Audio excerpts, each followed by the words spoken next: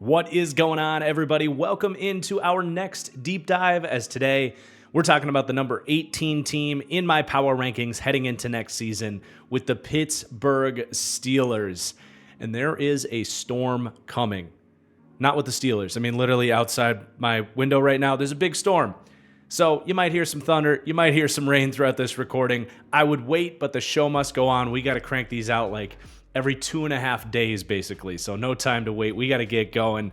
But there might be a little bit of a storm coming with the Pittsburgh Steelers. I don't know. This team does feel like they're kind of purgatory isn't the right way to put it, but they have been trying to kind of get over the hump. And I'm not going to sugarcoat it. Like, I don't know that they have crazy upside this year, but ranking 18th is obviously very respectable. And Mike Tomlin, if you hadn't heard yet, has a bit of a streak to keep going here. 17 consecutive winning seasons is just 2 behind Bill Belichick's record of 19 and 4 behind Tom Landry's of 21, and that's it. That's the all-time record. So, yeah, we'll talk about some of the upside on this team and what their Super Bowl chances are and all that. But I, for one, am very fascinated to see if Mike Tomlin can keep this thing going. And we'll talk about all of the factors of whether or not he can do that here in this video here today. Before we get started, please do hit that like button. It really does help me out. Also, make sure you're subscribed. We've got 17 more of these deep dives to go leading up to the season. You're not going to want to miss them. And with that, let's start things off by taking a look at the Steelers offseason, where they got better, where they got worse. And that is going to start for me with the coaching staff, which I do say is upgraded. Hell, they upgraded this 2/3 of the way through last season by just firing Matt Canada about 1.5 or 2 years too late. But at least they finally did it. And surprise, the offense got better when Matt Canada was gone. Kidding, of course. That was to the surprise of absolutely no Steelers fan in the world. But they did make a big move this offseason. They brought in Arthur Smith, who was let go by the Atlanta Falcons. And there are plenty of criticisms directed towards Arthur Smith, specifically from fantasy football fans that wish Arthur Smith was a little bit better at tapping into those incredible football players that they drafted in Atlanta. And he is partially responsible for voicing his opinion and having some of that say with the roster to bring in those really good players that he then kind of struggled to use. And certainly the offense could have been even better in Atlanta if he was better at utilizing the best players on the roster. But at the end of the day, fantasy football frustration or not, those Falcons offenses actually were really good, and Arthur Smith is a really good schemer. So here in Pittsburgh, he's just going to have to coach the guys the Steelers give him.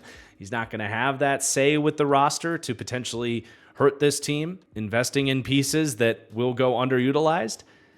And this was a hiring that a lot of people laughed at, that I quickly turned around and was like, hold on, Arthur Smith is a great offensive coordinator for a team like the Steelers who have a defensive head coach to go and land, especially because no one's hiring him to go get another head coaching job anytime soon. You could have some real continuity with a really talented offensive coordinator in the building here. So this was a phenomenal hire for the Steelers.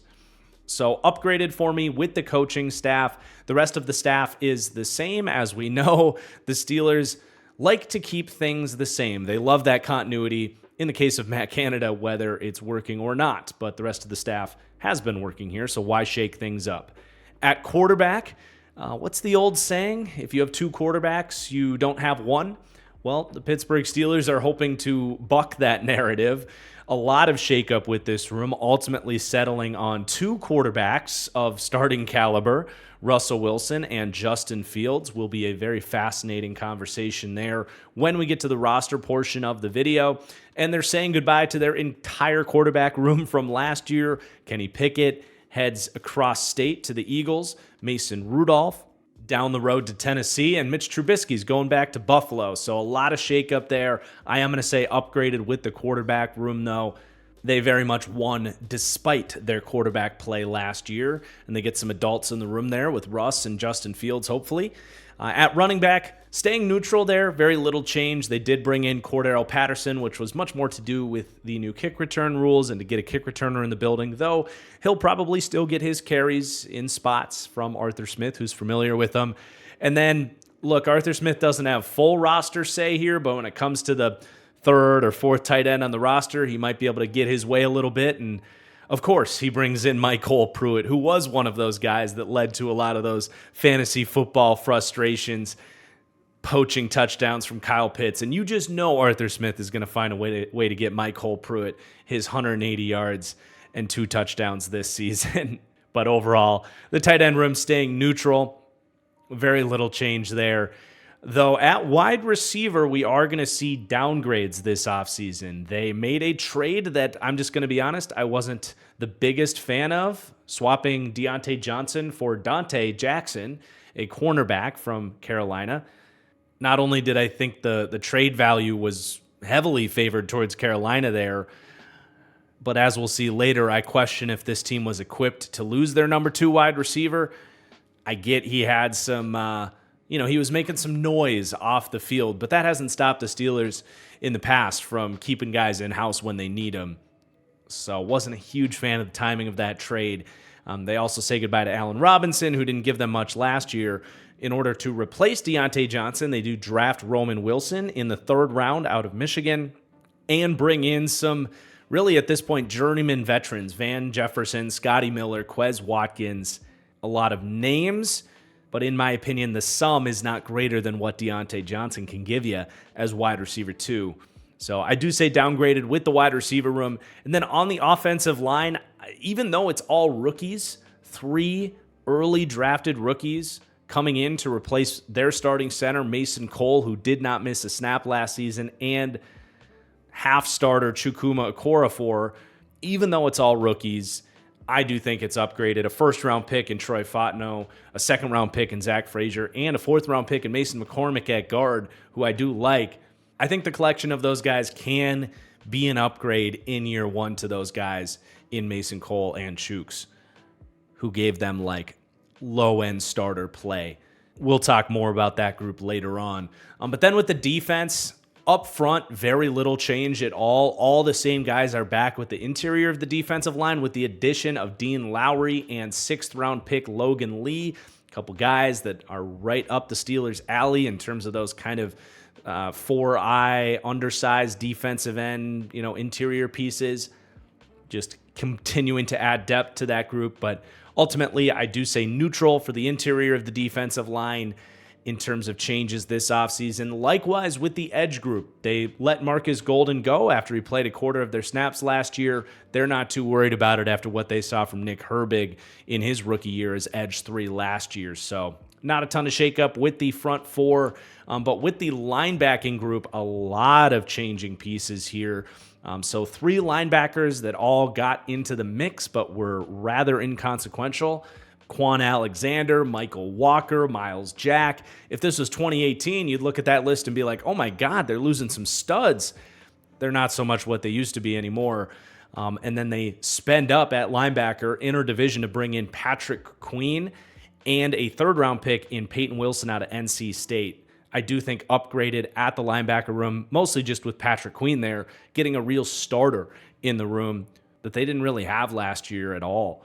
So upgrades at linebacker. Cornerback, some shakeup, but I do say neutral. This might not be appreciated by Steelers fans. They're probably going to be pretty excited about Dante Jackson, who they got in that Deontay Johnson trade. He's fine. I don't think he is notably better than Levi Wallace, who is leaving.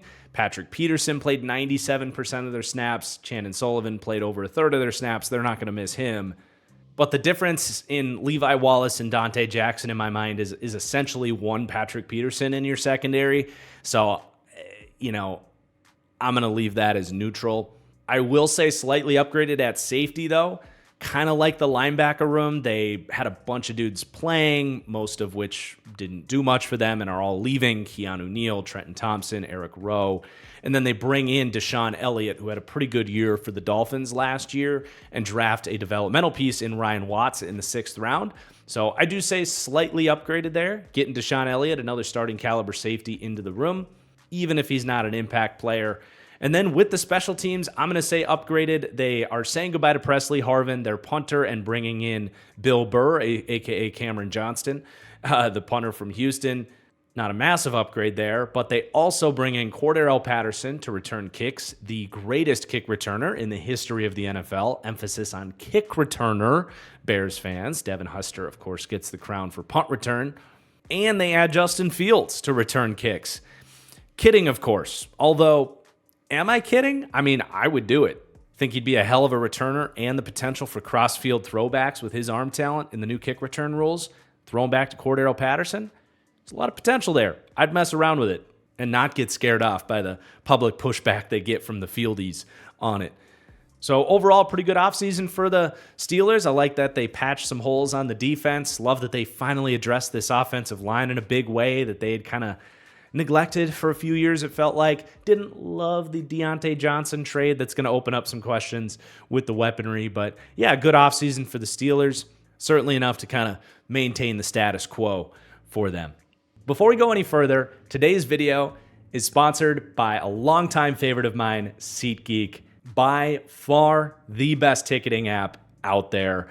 I've been using SeatGeek for years and years and years. When I was back home in Minneapolis, it was Twins games, Timberwolves, Vikings, you name it, always on SeatGeek. Now here in Charlotte, going to be going to Panthers games, the local AAA affiliate, always going to be on SeatGeek for me. They have the best user interface, the best app, all of the tickets together in one place. They've got a great algorithm to kind of color code and rate the tickets on a 1 to 10 scale in terms of where you're getting the most bang for your buck. They've always got the best prices in my experience. Always want to go compare with some of the other options.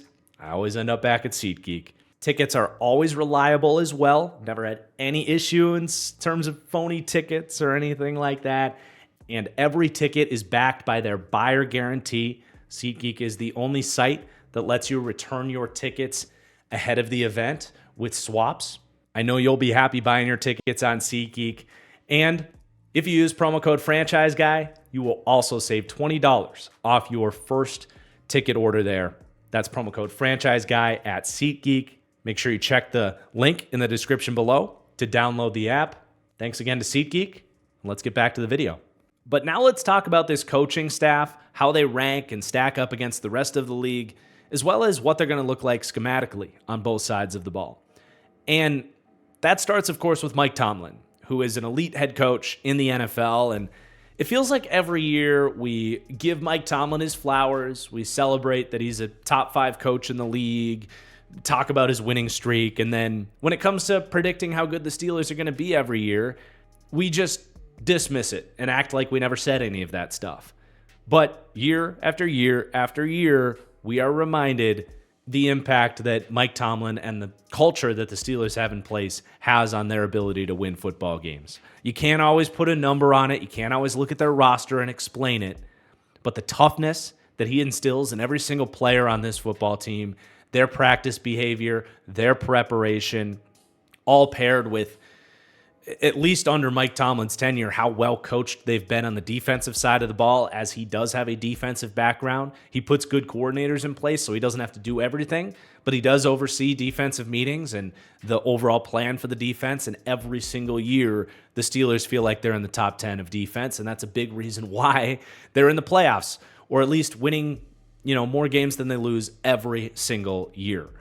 And if you hadn't heard, Mike Tomlin is striving for quite the record that does quantify just how great of an all-time coach he is and has been for the Steelers. He got to his 17th consecutive winning season last year, did that despite the play of his quarterbacks. By the way, has never had a losing season as a head coach. And those 17 consecutive winning seasons place him third all-time, 2 seasons behind Bill Belichick, and now just 4 more seasons behind Tom Landry's all-time record. And within 5 seasons, Mike Tomlin, before he turns 60, will be on a list of all-time wins for NFL coaches that include the names Lambeau, Landry, Reed, Belichick, Hallis, and Shula. So Mike Tomlin ranks for me 4th overall among head coaches. The Steelers rank with an A grade in overall coach and culture, which operates in this series as that benefit of the doubt slider. That's good for 2nd to 5th in the league. pretty high praise for our 18th ranked football team here. And when it comes to their defensive coaching grades, pass game coaching with a B+ grade, ranking 7th to 17th, and then even better for run defense coaching, creme de la creme for the Steelers, a tie for first place with 5 other teams and an A- grade there. So obviously, the utmost respect for how dominant the defensive coaching is for the Pittsburgh Steelers, and it's really hand in hand. Mike Tomlin and Teryl Austin deserves credit as well. Like I said, Mike Tomlin has a somewhat hands-off approach with the defense. He's going to put a fair amount of trust in the defensive coordinator to run their overall vision for this defense. And schematically speaking, for the Steelers, that means it's Blitzburgh, baby. It's that attacking 3-4 defense. Sure, modernized and tweaked year in, year out, but the core principles are the same. They're not afraid to get into base defense, and their base defense is that 3-4 front. They want to stop the run. They want to plug every gap, play physical, don't give you those easy buttons, whether that's the run game against light fronts or quick releases underneath. They don't want to mess around with some of those more modern approaches to defense. No, they're going to make things hard on you on first and second down. And if that means playing with 4 defensive backs on the field, they're happy to do it. And that might not sound like anything that the Steelers should get too much credit for or some revolutionary idea. But in the NFL right now, the reality is there's a lot of coordinators out there that want to live in nickel and are kind of afraid to put 4 defensive backs out there in this passing league. But the Steelers make it work really damn well. So they don't overcomplicate things. They want to, stop the run and get you into 3rd and 7, ideally 3rd and 10 or more. And that's when the scheming really shows up and where this scheme is at its best. The blitz-heavy approach. Yes, they have great rushers, but they let the scheme complement those guys by running stunts, running blitzes, dropping edge rushers into coverage, keeping offensive lines guessing and sliding in the wrong direction where you can confuse protections and get rushers to come unblocked. They will really heat you up on 3rd down, but they also do that while disguising things on the back end. They do love just a good old cover 3 fire zone, but they will really mix up kind of where guys are dropping from and how different coverage assignments work so that you don't always have those easy outlets against the blitz either. And it's not always a blitz on 3rd down. They'll do some of the too high structure stuff. They actually ran a lot of cover 2 last year that was really effective for them. They'll mix in cover 6. They ran towards the top end of the league in just cover 2 man. But what they don't really like to do is play quarters. They were second last in the league in quarters, and that makes a lot of sense when you talk about them wanting to be a team that is in single high structure, can get to those cover 3 blitzes pretty easily. And in general, quarters is in many ways a more passive defense to run, and that just doesn't really play well with the overall mentality of this Steelers defense. So it's a scheme and a coaching staff that I have the utmost respect for and love watching every year and seeing what kind of tweaks they put on it every single season. But then you have the offensive coaching staff, and this is going to sound weird rolling off my tongue, and we'll see how things go this year. But I think now that the Steelers have Arthur Smith, I think the Steelers are in the conversation for, I will say, top 3 overall coaching staffs in the league. And you haven't been able to say that in years past, as great as Mike Tomlin is, because they haven't been able to get the offensive coordinator right. Now, I think Kansas City is untouchable. But even some of those teams like San Francisco, LA, Miami, teams that have like elite offensive minds, they might not have the balance in terms of great offensive and defensive coaches that the Steelers might now have. And that might sound crazy because for many of you, all you've heard over the last 2 years is how horrible Arthur Smith is because he doesn't throw Kyle Pitts the ball and didn't use Bijan Robinson. And look, I drafted those players too. I wish he did those things more. But the underlying output from Arthur Smith's offenses have done nothing but overachieve with abysmal quarterbacks for 5+ years. He had Ryan Tannehill playing like a top 12 quarterback and the Titans in the AFC Championship picture. And yes, it's his fault that his quarterbacks were Marcus Mariota and Desmond Ridder, especially, and Taylor Heineke and all these guys. Yes, that's Arthur Smith's fault for thinking he's so good that he can do this with backup level quarterbacks. But he had the Falcons as very solid offensively despite probably the worst quarterback play in the NFL even last year. And specifically when it comes to his run games, that is where it's mostly reflected in my coaching rankings. I have the Steelers now ranked 4th in the NFL for run game coaching, and still very respectable for pass game coaching, 20th to 24th.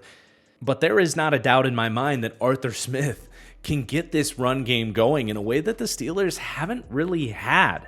And Arthur Smith's offense at its core is arguably the most traditional Shanahan-style offense in the league.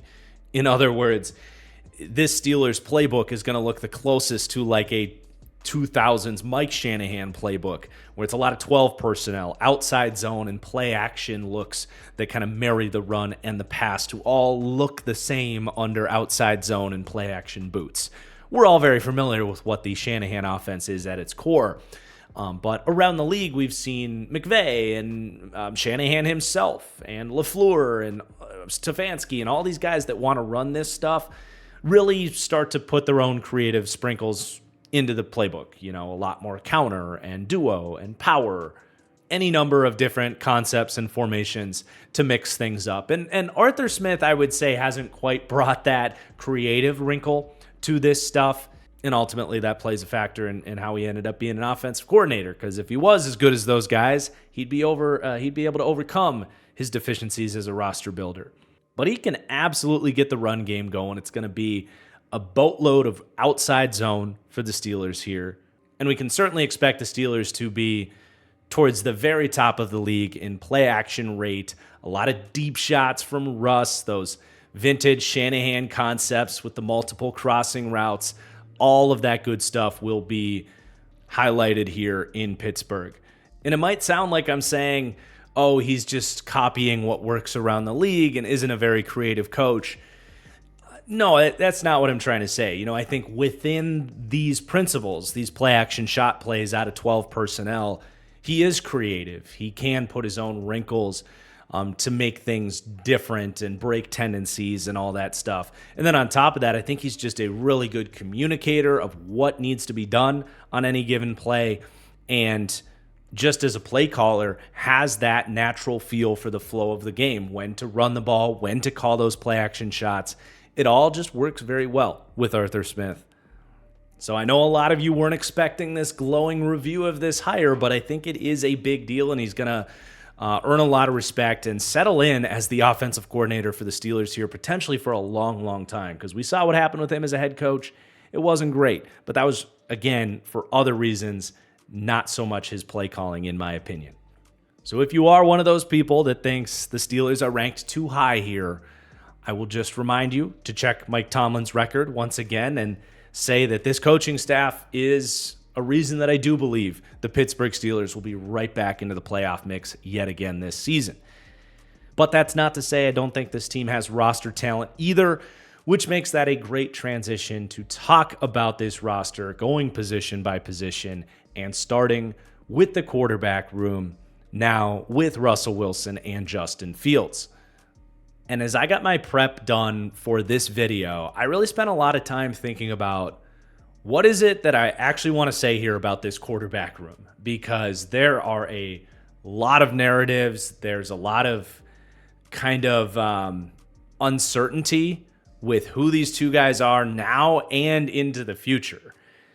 And really where I settled is I actually think Russ is not just the week one starter, but plays okay this year and holds on to the job through the season.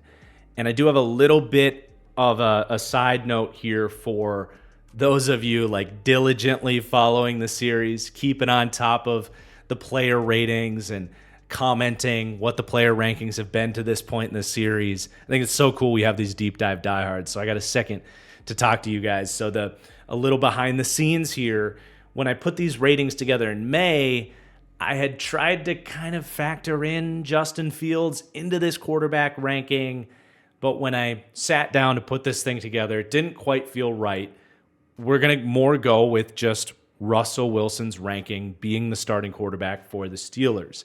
So we've seen some tweaks here this week, and what that's ultimately done is push the Steelers ahead of the Saints and the Bucks in the quarterback rankings. So you guys now have that information to adjust those lists in the comments.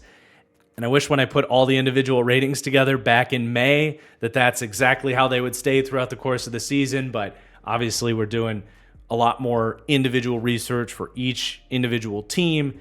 Stuff can tweak and slide. And when things are really tightly rated, you will get some adjustments. So that's just a little bit of a sidetrack on the series as a whole.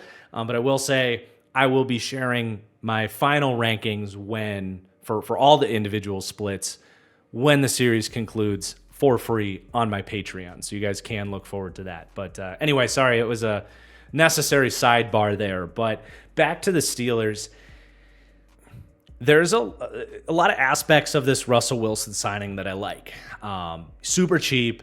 He's going to have a total chip on his shoulder. You're packaging it with this Justin Fields move where he's going to have not just the motivation to get back at Denver while they pay his $40 million salary, but the motivation to keep Justin Fields off the field, off his back.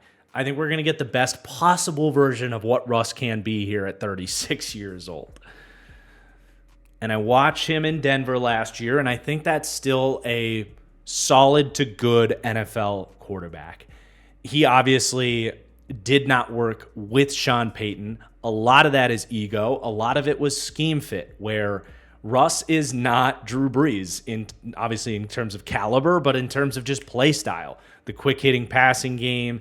There are a lot of frustrating like pass ups from Russell Wilson where Sean Payton schemes a guy open and Russ either doesn't hit him on time or doesn't see it, especially over the middle of the field. And while that stuff is still important in an Arthur Smith offense, I think it's a little bit different with Sean Payton, who has that ego and just absolutely demands you be consistent with that stuff. And I think when that pairs with a big ego in Russell Wilson and someone that they're paying a lot of money and has a lot of expectations in his own right, that kind of self-combusts into the disaster we ultimately saw in Denver, where they forced him to take a pay cut or threatened to cut him. But the actual football from Russ last year wasn't horrible. It was better than the first year in Denver under Nathaniel Hackett. He still had his moments. He still throws those gorgeous deep balls from time to time. He still can make plays with his feet. He's not the most consistent processor and decision maker. In fact, he might be in the bottom half of starters in the league in terms of consistently hitting open reads and playing on time. But he's not horrible, and certainly a lot better than a guy like Justin Fields. And I think that all comes together for a pretty solid baseline of quarterback play. And I think he can play within himself enough to hold on to this starting job and ultimately give the Steelers the best quarterback play they've gotten since 2018, kind of Big Ben's last good year. And when you look at the Mason Rudolphs and Duck Hodges and Kenny Pickett era, you can really understand. I can't say how you get excited about Russell Wilson, but how the Steelers can reach the conclusion that they can do pretty damn well with him. So I am kind of predicting here that he plays out the whole year, plays okay. I have the Steelers ranked 19th overall at quarterback, 21st in passing, and then getting still some stuff from Russ with his feet as well. They still did that in Denver with him last year. I expect Arthur Smith to do that all the same with him for the Steelers. 80 attempts, 340 rushing yards. 44 of those attempts were design runs from Denver last year, so about 3 times a week you're mixing in a read option, some kind of QB run. I think that can be replicated here in Pittsburgh. So again, 19th overall for Russ. But where this gets really complicated is that's not a guarantee, right? I'm projecting that as what I would bet on, the most likely outcome here for the Steelers. But there's a whole spectrum of things that could happen here. And to get to those scenarios, you basically need Russ to play like 2022 Russ and get benched for Justin Fields. If he plays like he did last year, I think he'll hold on to the job. But if he plays like 2022 Russ, then we're getting into the Justin Fields scenarios here. And look, I understand why the Steelers brought in Justin Fields.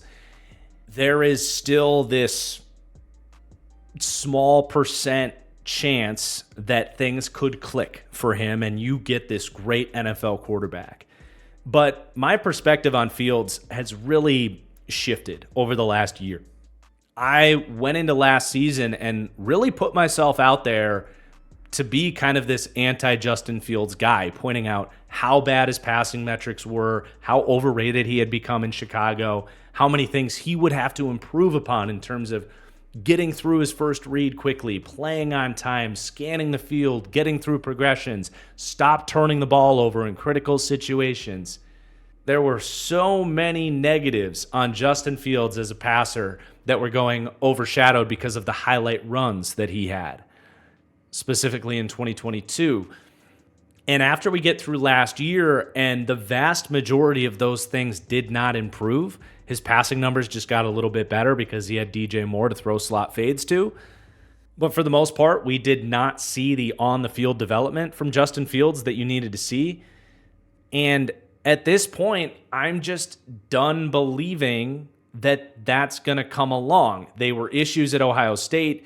He's had 3 years in the NFL under multiple coordinators, and those evolutions with how he's reading out the passing game and making decisions with his arm have not improved. And I understand acquiring him on the cheap, as a really good backup quarterback, because Justin Fields is a backup I can get behind, especially when he's still cheap and they didn't really have to give up a big draft pick to acquire him, right? And I even still understand if he's going to be this cheap, let's bring him in, let him maybe sit for a year or compete for a starting job and see if maybe something clicks in a different situation to get his mind up to speed with basically how to throw the football in the NFL. And if that clicks, you're onto something there, and you acquired something on the cheap that can be a real franchise quarterback for you. So I think the move to acquire him is really smart for the Steelers. But if I'm in that building, if I'm planning for the future, or even planning for what you're going to get this year, am I expecting anything special from Justin Fields? No, not at all. And I think if you're still a Fields truther, which they are out there, like there were people weeks and weeks after he got traded for a bag of peanuts to the Steelers, there were still Bears fans saying, this is a mistake, we should have stuck by Fields and not drafted Caleb Williams.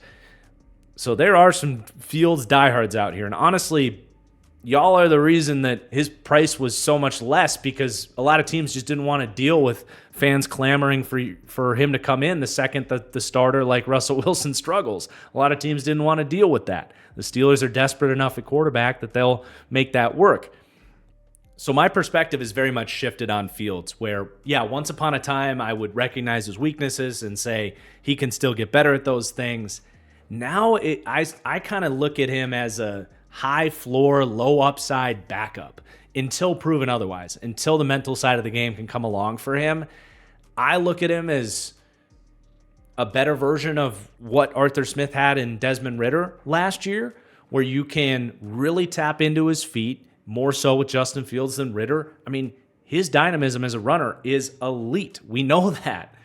So if he's out there, you could have this prolific, heavy personnel, play action, read option, QB run game oriented offense that could actually really work. Kind of like rookie year Lamar Jackson before they let him throw a little bit more. That's kind of how I look at how teams should view and play with Justin Fields. And I don't think the Steelers want to live in that world. They'd rather have the ability to get to 3rd and 8 and trust the quarterback to make the right read and make the right throw. But if Russ goes down or if you have to bench him, I would be very curious to see what version of this offense Arthur Smith thinks is best with Justin Fields out there. And then beyond that, any sort of like Justin Fields is the future of the Pittsburgh Steelers talk is just very much wait and see. I think the ball is very much in Justin's court to show the Steelers the right practice behavior, the right, and I'm not saying he doesn't have those things, but show like that he's doing the right stuff within this offense in practice, kind of taking a redshirt season enough that they might say in 2025, like, all right, let's see what Justin can do for a year. Because we're all going to assume that the Steelers aren't picking high enough to draft a quarterback like they basically never are.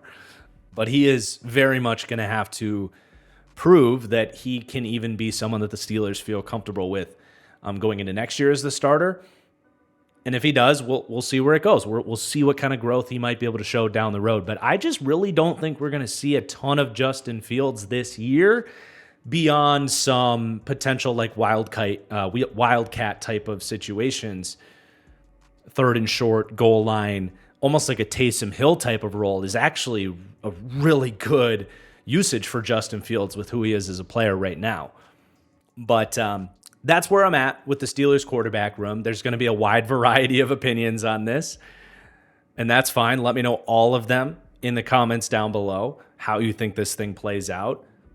Personally, I think they want to raise the floor of their quarterback room, give them something they haven't had since 2018, and let the rest of the team do the heavy lifting and be the reason that this can be a playoff team, and just don't look back on the 2024 season and say the quarterback screwed us over again. And I think Russell Wilson starting all year is their easiest path to that outcome, if that makes sense. And if they can get where I'm ranking Russ right now as the 19th overall quarterback, they will gladly take that for this season. Is that the best path for the Steelers to down the road reach their upside and eventually get a franchise quarterback? No, but bringing in Fields as a flyer when you know you're not picking high was a nice little move, and I kind of get what they're doing and where they're going here. But because they want to kind of take the success of this team away from the quarterback as much as possible, that means the rest of this roster is all the more important. So let's talk about it, starting with the weapons. And I rank the Steelers pretty low in terms of weaponry. They come in with a C grade, 28th to 30th. I already bagged on the Deontay Johnson trade a little bit, and that's reflected here. Now, George Pickens is not the reason the Steelers rank low. I like George Pickens. I think he is very much on his way to cementing himself as one of those kind of 1A/1B type of receivers. I don't really see him as a guy that's ever going to become like an alpha, that do-it-all threat to all three levels of the defense, someone that you can truly funnel your offense through. But can he be a Mike Evans, a T. Higgins, a Mike Williams in his prime, like one of those 1A type of dudes? Yes, I think he can reach that level, and I think you could even say he's on his way to doing that as long as he can kind of keep his head on straight and keep putting together the right work behavior to get that way, to get there, because Pickens does have some drama off the field. He's not a bad kid. It reminds me a little bit of Des Bryant, where you kind of need to babysit him a little bit, make sure he's motivated and focused. So he's got a little bit of that going. Steelers are well familiar with those types, and maybe they just didn't want two of them, because it sounds like Deontay Johnson had some baggage off the field. But other than that, a ton of talent. I'm on the record, and I'll stand by it. He essentially has the best spectacular catch rating in the NFL. There's not really an easier way to put it than to use that Madden rating. Like, I would give him 99 spectacular catch. He has this unbelievable ability to make some crazy catches that you didn't think were possible, and that's because he's got the length, the body control, the leaping ability, the hands, you name it.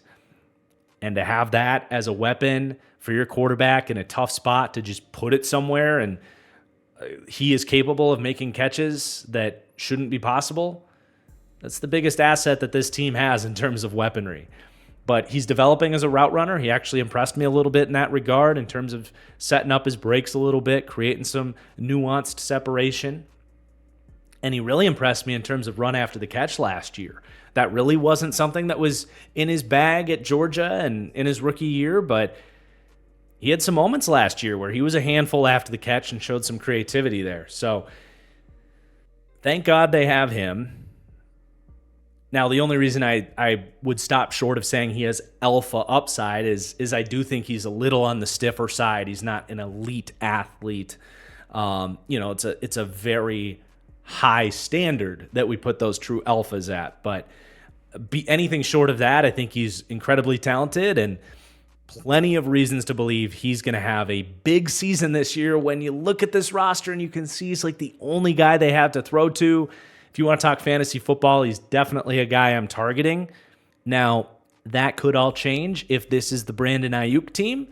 Something I would say definitely keep an eye on. I would say, in my mind, they are the favorites to get him, which would, by the way, elevate them up to like a, top half weapons in the league and probably raise the Steelers 3 or 4 spots in the overall power rankings. Just getting that out of the way now in case that move happens in a couple of weeks. But a reason I think that move is kind of likely is because they just don't have anybody else. And that's a key reason why they rank so low in terms of weaponry. Their number 2 wide receiver right now is, I guess, Van Jefferson. Arthur Smith likes him. They traded for him in Atlanta. And then, as what tends to happen when Arthur Smith makes a decision to acquire you, he became irrelevant and never got used. So he's kind of fallen off a little bit, tapered off with the Rams. They had no more use for him after showing some promise. He had an opportunity with the Rams last year, though, and didn't really take it. Had that opportunity in Atlanta as their number 2 wide receiver, didn't really take it, regardless of the Arthur Smith criticisms there. He's a good route runner. He's got size. He's got good speed, but he's missing a little something. Has had a lot of frustrating drops issues, a lack of contested catch ability. Hard to pinpoint exactly what it is on Van Jefferson that's been missing throughout his career. He's got the talent. He's got the athleticism. He's a coach's son. But a lot of the consistency just has been missing with him. So you can't count on him. He'd be nice as a wide receiver 4, but he's, again, your second best wide receiver on paper right now. Now, they're hoping that third-round rookie Roman Wilson can be more consistent and emerge as their number 2 wide receiver. Definitely another guy I'd be targeting in fantasy, because if he's good as a rookie, there's going to be a lot of targets for him within this offense. And the other thing with Roman Wilson is he brings a skill set that nobody else on this roster does, and that is the short to intermediate game. Even all the way up to George Pickens, a reason I don't view him as a potential alpha down the road is he's not this great slot wide receiver that can do short to intermediate stuff at a high level. And then Van Jefferson, Calvin Austin, Scotty Miller, Quez Watkins, Dez Fitzpatrick, Marquez Callaway, literally all 6 of the other wide receivers here are designated deep threat types of dudes. Van technically has better foot speed and route running than that, but he has basically turned into a deep threat the last couple of years in terms of usage. But Roman Wilson, coming out of Michigan, it was like, yeah, he's a slot wide receiver. Don't put him outside. Don't ask him to go deep, but short, intermediate, crossing routes, he's a savant from the slot. My pro comp on him was Randall Cobb. If this was a worser or lesser wide receiver class, he would have made my top 10, but he stopped short of that just because of a lack of upside, and I think ultimately we saw that reflected with him going in the 3rd. But we see third-round wide receivers become productive dudes all the time, and I think Roman Wilson can totally become that. He just has to come out and prove it. One area where I do wish Roman was a little bit better, I will say, is run after catch. He's a good athlete, but for one reason or another, he just goes down on first contact, doesn't have a lot of creativity after the catch. Arthur Smith has typically liked those guys a lot, and I think that as well lowers his upside, because if you're a slot-only wide receiver that's not great after the catch, it's like your max is kind of Randall Cobb, hence the pro comp there. But can definitely get open, reliable hands in the short to intermediate. And what Arthur Smith is especially going to love about Roman Wilson, that I think is ultimately going to lead to him getting more playing time than Van Jefferson, is he blocks his ass off. He's not the biggest guy. He doesn't have like incredible upside as a blocker, but he tries so hard as a blocker, had that Michigan mentality in him. So they're going to like him. And it could be a situation where the longer and longer camp goes on, if they like Roman Wilson, they're not going to go trade for a Brandon Ayuk because they think he can be a number 2 wide receiver this year. Really good pick, just, again, has to prove it. You can't rank a third-round rookie that high, and that is also going to drag down the weapons grade a little bit. because we are ranking these guys very close to their floor in this series. Beyond that, I already mentioned the wide receiver depth. You can basically lump all 5 of these guys into one. It's a very strange roster building decision here by the Steelers, and maybe Arthur Smith has a little bit of say on how he wants to fill out the wide receiver depth. But this is pretty crazy. I've never seen anything like this where, usually when you're filling out the depth in your wide receiver room, you want to split up the skill sets a little bit. So if one guy goes down, you can kind of have a role player for a different variety of dudes and that natural balance. Not here, man. Everybody here is a deep threat. And most of them are veterans that have either bounced around the league, and it's not even really worth spending too much time on any of these guys individually. Scotty Miller, Quez Watkins, Des Fitzpatrick, Marquez Callaway have all bounced around the league at this point and have been nothing close to consistent enough to emerge as starters, but all potentially capable within that deep threat role, with the exception of Des Fitzpatrick, who's more of a project. But the one guy I am interested in would be Calvin Austin. I liked him as a prospect a lot. I saw a lot of shades of Brandon Cooks being an undersized wide receiver with a ton of speed that can be a deep threat, but also really good route runner. And contrary to what you believe from a 5'9" wide receiver, he's actually better outside than he is inside, Calvin Austin. So I would be curious if he can earn some playing time here. He's really struggled with injuries in his time in Pittsburgh, but he is definitely a guy that, okay, if they can get a step from him and Roman Wilson is good as a rookie, this could actually shape up to work really well as a group of weapons. Because I think you have your perimeter guy and a deep threat in George Pickens. You have your short to intermediate slot guy in Roman Wilson, and your wide receiver 2 for 12 personnel because he blocks his ass off. And then Calvin Austin actually, I think, could be a really good intermediate and deep option as a wide receiver 3. So hard to project that from him at this point in year 3. Was a 4th round pick, but I'm open to the potential for him to be that guy. But then you have the tight ends, and I like Pat Freiermuth a lot. I've got him with a really respectable 81 grade here in that stud tier.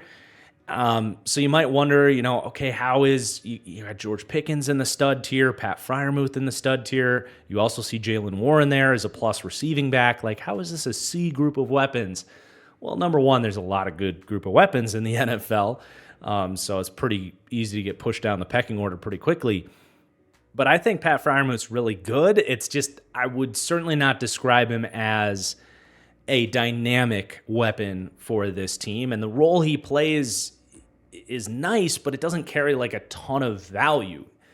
He's crafty underneath, solid hands, wins tough catches. He's good after the catch. He's a average blocker for the tight end position.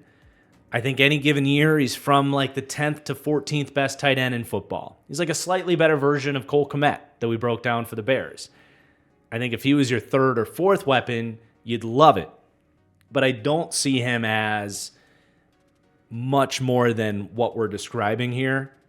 I think he'll produce really well this year. I want him in fantasy football because of how this offense is going to run. He's going to get a lot of play action looks. He's going to get a lot of rack opportunities. But in terms of overall efficiency, I think he's a really good tight end, not necessarily a great tight end. And then I do think we see a lot of 12 and even 13 personnel here because of the lack of wide receiver we've talked about, but also because of how Arthur Smith wants to draw this up and because of the different body types they have at tight end. So you have Darnell Washington, who was such a fun prospect last year, 6'7", 270 pounds, looks like an elite power forward in the NBA. And what's fun about him is he blocks his ass off. He totally buys into that tight end 2 role, which makes him a really nice complement to Pat Freiermuth. His blocking consistency needs to continue to grow. It was inconsistent at Georgia, and it was inconsistent in his rookie year. Sometimes he falls off blocks and struggles to get that leverage within that role, but he will have impact blocks, and he's going to be a really unique weapon in 12 personnel because he can do stuff as a wide receiver or as a receiver. He's overrated in that regard, but he's still useful. He's really tough to bring down after the catch. He has a good top speed, Everyone freaked out because he ran like a 4.64. He's almost never playing at that speed, but if you get him going on a crossing route, Y leak, off of play action where the whole middle of the defense is distracted and then he gets lost over the middle of the field, he can be a big problem in that way. He has sure hands, but he's super tight. No like quick twitch in his routes or after the catch, and struggles in terms of body control if the ball's not right on him. So ultimately, I don't think he's ever going to emerge as a great starter in the league or even a good starter. But in this setup as a tight end too, he's in like the perfect spot. And I think he's going to play a lot. I think he might even outsnap someone like Van Jefferson because I think this team's going to be in 12 personnel so much. And then Connor Hayward is another unique kind of backfield weapon for Arthur Smith to have some fun with here. He's going to play a lot of fullback. He's good in that role, but he's also going to play some of that wing tight end, kind of the Jonnu Smith role. He can do some of that stuff. He's impressed me down the field from time to time, has made some really impressive catches. He's just a football player that you don't really know what position he is. He's this weird kind of like, what is he, 6 foot, 235, like tight end, but he's just doing whatever it takes to get on the football field. His brother, Cam, obviously is a Ring of Honor Steelers type of dude. So the bloodlines, the work ethic is there. I think there will be weeks where he does some fun stuff for this team and even contributes to wins at times. And then Michael Pruitt's going to have his role. He is a little bit more of a dynamic athlete than someone like Connor Hayward. So if you want those crossing routes, the Jonnu Smith role, Arthur Smith loves Michael Pruitt. So he's probably going to get his share of snaps, his targets, and probably be pretty efficient on those snaps and targets. But he just is undersized, not a great blocker, not some dynamic route runner, never going to be like a starter, but should make the team as a piece. And then you got the running back room. Jaylen Warren should get more third down snaps than Najee Harris, but both are good receiving backs. Warren just has a little bit more dynamism, more big play potential out of the backfield, but both guys block their ass off. Both have sure hands. Both are good screen threats. Well above average for the Steelers in terms of pass-catching running backs. And you have Cordero Patterson, who is a former wide receiver. If they want to use him, we know he can do some stuff out of the backfield in the receiving game as well. So they're well set up there. And you look back on that, and they actually have a lot of fun, different pieces, especially with the tight end group and the running back room for Arthur Smith to deploy and scheme up, even if these aren't like high-end pieces that are going to help the Steelers rank out all that well in terms of weapons. But you don't need that much for this to be a useful group of weapons that can get them through this season. They really just need one of Van Jefferson, Roman Wilson, or Calvin Austin to just be solid. And I think that can be enough for, Russ to operate this offense and for them to look back on the Deontay Johnson trade and say that was worth it. But those are risks, right? You cannot count on any of those three pieces, Van Jefferson, Roman Wilson, or Calvin Austin. But let's talk about the running backs more as actual rushing threats, and that is where the Steelers rank out very favorably. They rank in that tier that gets them 6th to 12th in the NFL with a B grade for me.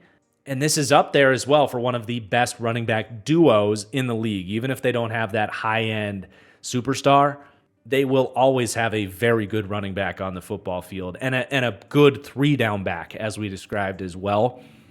A lot of people are dismissing Najee Harris. I'm seeing him go very late in fantasy drafts. I kind of think that's a mistake.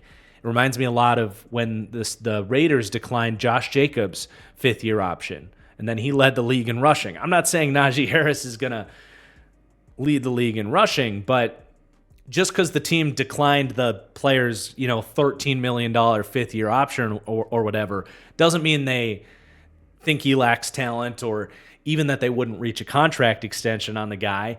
It just means that cap number makes no sense. You've got high-end running backs in the NFL getting paid a lot less than that in free agency. So I don't think it means as much as people are thinking. And I still think Najee Harris is around a top 10 back in the NFL. And I know that's not always the most popular opinion, but I love his power. I love his contact balance. He's never hurt. He can be a true workhorse in certain game scripts. There are games where if you just want to get to the end of the game, ground out 4 yards of carry, play with toughness, assert your will. You can ride Najee Harris through the second half of a football game and wear a team down. That's one of those unflashy, unflattering ways that the Steelers have been able to churn out tough football games over the years. I think that really matters, even if it's not this overly efficient, dynamic run game. And there are a lot of aspects to Arthur Smith having had Derrick Henry in Tennessee. He treated Tyler Algier to be that guy in Atlanta a lot of the time too, where he just wanted the dude that's going to come out, smash you in the face, get you 5 yards of carry, and get you out with a win at the end of the day. And I think Najee's going to have a lot of success with Arthur Smith on this team.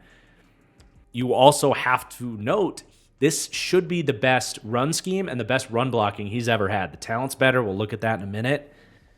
And you have a coach that knows how to weaponize these running backs. And some people might say he doesn't have the speed for wide zone. You don't need incredible speed for wide zone. It's nice when, it's a good tool to have to run that corner and get an explosive run. But that vision is super important, being able to see cutback lanes. And even if he doesn't have the speed to the edge, his stiff arm on the edge when he meets outside backers and safeties and corners is as good as anybody in the league to have some more explosive runs to the perimeter. So I think he can absolutely fit within a wide zone run scheme. So high praise for Najee, but Jaylen Warren as well. I mean, he theoretically would be the better fit for a wide zone offense, right? He's got more of that first step and long speed to win the corner on a run that had that corner sealed. He can get there quickly and then explode for 20, 30 runs. So he's a nice complement. And he's going to be more than a compliment. This is going to be a big split. And I know I hyped you up on drafting Najee in your fantasy leagues, but I think that's okay because this team is going to run the piss out of the football.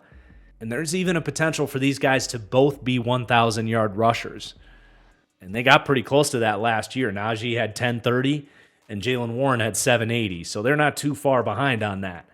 But Warren's also more than just a wide zone threat. If they go counter, an inside zone, he can do all that stuff just as much as Najee. He's actually got really good vision. He plays low to the earth. He has good contact balance. Meets guys in the hole with a ton of intensity. Better play strength than you'd expect for a guy that's a little smaller. And Warren would be a starter on a handful of teams in the league himself. So I think it's a really nice duo, man. I think they're going to make a lot of people look wrong this year and just we'll look back on this and be like, holy crap, they had 2,000-yard rushers. I think that's something you could strive for or at least get damn close with this duo. And then Cordell Patterson will get in the mix, but not a ton to speak of there and not really any backups I'm particularly fascinated by either. And then they also grade out well for the QB run multiplier. I think Russ can repeat pretty close to what he did in Denver last year, about 300 yards. They used him on design runs 3 or 4 times a game. I think we see something similar just to keep that numbers advantage honest in the run game. And if you get just enough that backside end has to stay back, that's when you can get a genius like Arthur Smith to really weaponize that threat. So I think it's just enough to make an impact there. But then Justin Fields, if you did go to him, this could look really interesting. It obviously would be a hit in the passing game, but if Fields is the starter and Arthur Smith really leans into that, there's a world where this is like one of the best backfields in the league for the run game, if not the best. And I'd be lying if I said I wouldn't be interested to see that happen. But let's talk about who's paving the way up front with the offensive line. And they're a very solid to good offensive line that just has a lot of young players. So it's hard to know exactly what their ceiling and floor is going to be this year. 2 rookies slated to start, and Broderick Jones, who was a rookie last year and didn't start until midway through that rookie season. But they're all good players with plenty of reason to believe that they can be pretty good this year and great long term. Right now, kind of ranking them near their floor, I have them as the 19th overall offensive line with a C-plus grade in pass blocking, ranking 17th to 22nd in the league, and a B- grade in run blocking, 14th to 18th. But from left to right, it is currently slated to be Broderick Jones at left tackle, who played right last year. Troy Fautanu was a left tackle coming out. So I do find that fascinating. We'll see what they end up settling on, but it could be a case of they ask these guys their comfort level, and maybe Broderick really wants to be the left and Fautanu wants to be the right. In that situation, I don't know, but this is apparently what they're going with.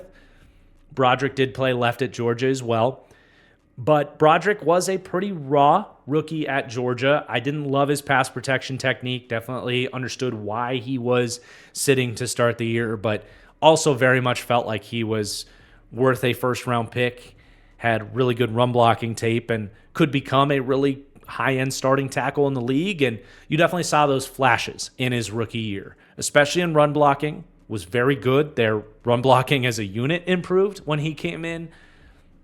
But you see the athleticism, the get-off, the willingness. Very little reason to believe that he can't be a very good run-blocking tackle in the NFL. The pass protection, however, still needs to come along. He was just very hit or miss. And it's not that he has sloppy technique, because there's reps where things come together. His kick slide looks good, his hands are in the right spot, and he's locking dudes down. But there's a lot of times where he's just slow to react, or his foot speed lags behind. And I think it's all just mental, because there's really not a physical deficiency there for Broderick Jones. So a very simple case of how much can the development be there with his technique and his awareness at the position.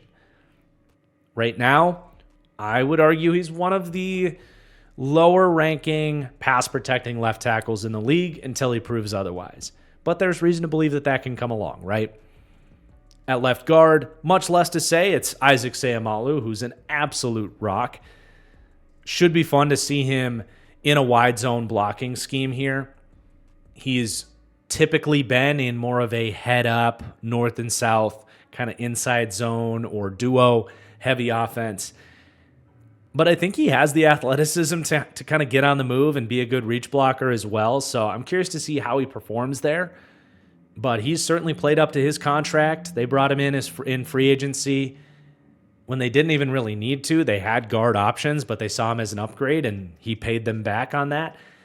Played really well last year and projects as the highest floor guy for this O-line this year. You feel very good about him at left guard. Really good in both phases as well, pass blocking and run blocking. Then you got Zach Frazier at center. If I have any questions on this offensive line, it is going to be Zach Frazier. No reason to really beat around the bush here. I was just lower on him as a prospect. And that's, you got to factor in the fact that he had a lot of hype. He was in first-round mock drafts. Most people deemed this a steal when the Steelers got him right around the 50th pick in the draft. And for me, that was actually about 15 picks earlier than I had Zach Frazier. I simply thought he was a little overhyped as a prospect. I think he's a very high floor center. He's tough. He's smart. And I think one thing that got him very overrated is an asset in terms of his floor, which is he was a 4-time state wrestling champ. I think that point got beat into the dirt a little too much and potentially got double and triple and quadruple counted as people continued to talk about Zach Frazier. I think that is cool and means something, but I think tape and athletic traits still matter more than being a 4-time wrestling champ in high school. And his tape to me was very underwhelming. I just didn't see an impact player. I didn't see a great athlete.